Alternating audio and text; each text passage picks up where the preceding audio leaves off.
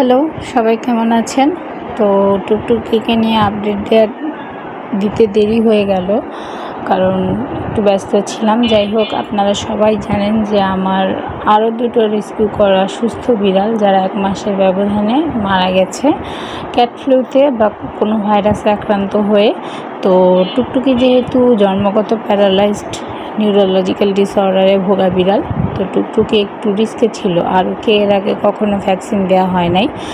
আর আমার এখন ফাইন্যান্সিয়াল একটু প্রবলেম চলছে, তো আমি টুকটুকির জন্য বিভিন্ন ক্যাট গ্রুপ, বিভিন্ন বাণিকে গ্রুপে ফান্ড পোস্ট করেছিলাম, এবং অনেক দয়ালু মানুষ, অনেক ভালো মানুষ যারা টুকটুকির জন্য ফান্ড দিয়েছিল আমাকে। তো আমরা প্রথমে টুকটুকির ফ্লু টেস্ট করাই। টুকটুকির ফ্লু টেস্টে নেগেটিভ আসার পরে ওকে ভ্যাকসিন দেওয়া হয়। এখন টুকটুকির জন্য আপনারা সবাই দোয়া করবেন। ধন্যবাদ।